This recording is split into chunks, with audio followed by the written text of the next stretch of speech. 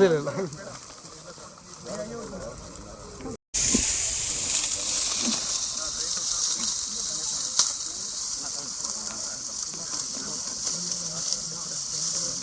ಚಿತಾಭಸ್ಮ ವಿಸರ್ಜನೆಗೊಂಡು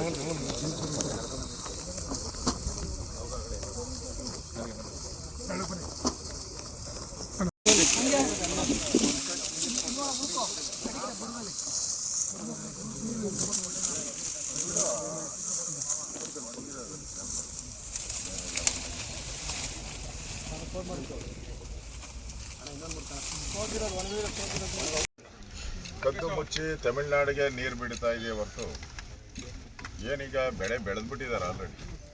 ಇನ್ನೊಂದು ಬೆಳೆ ಬೆಳೆಯೋದು ಬೇಡ ಅಂತ ಹೇಳಿದರೆ ಅದು ಬೇರೆ ಪ್ರಶ್ನೆ.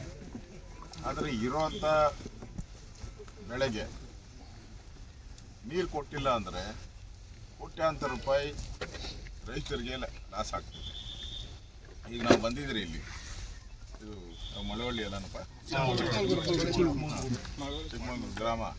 ಇಲ್ಲಿ ನೋಡಿ, ಈ ಅಮ್ಮಂದು 2 ಎಕರೆ ಜಮೀನು ಕಬ್ಬು ಹಾಕಿದ್ದಾರೆ, ನೀರಿಲ್ಲ, ಒಣಗೋಗ್ಬಿಟ್ಟಿದೆ.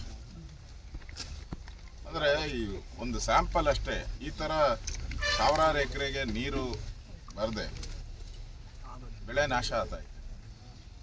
ಆದರೆ ಸರ್ಕಾರ ಕಿವುಡು ರೀತಿ ಏನು ಗೊತ್ತೇ ಇಲ್ಲ ಅನ್ನೋ ಥರ ಇದೆ.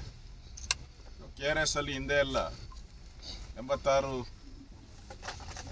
ಅಡಿ ನೀರಿದ್ದಾಗೆಲ್ಲ ಇರೋ ಬೆಳೆಗೆ ನೀರು ಬಿಟ್ಟಿದ್ರಿ.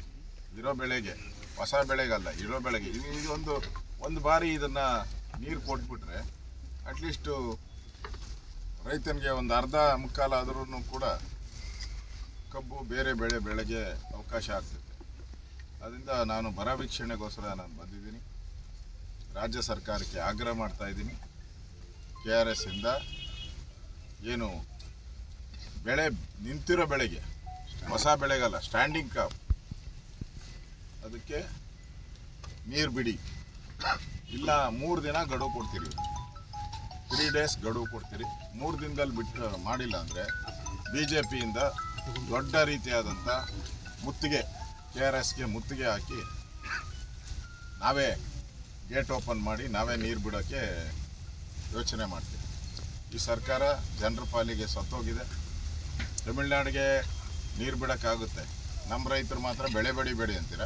ತಮಿಳ್ನಾಡು ರೈತರಿಗೆ ಹೇಳ್ಬೇಕಲ್ಲ, ಈ DK ಶಿವಕುಮಾರ್ ಅವರು, ಅಲ್ಲೂ ಬೆಳೆ ಬೆಳಿಬೇಡಿ ಅಂತ. ಆ ಧೈರ್ಯ ಇಲ್ಲ ನಿಮಗೆ. ಅಲ್ಲಿ ರೆಸೊಲ್ಯೂಷನ್ ಮಾಡಿದ್ದಾರೆ, ಮೇಕೆದಾಟು ಯೋಜನೆಗೆ ನಾವು ಅವಕಾಶ ಕೊಡಲ್ಲ ಅಂತ.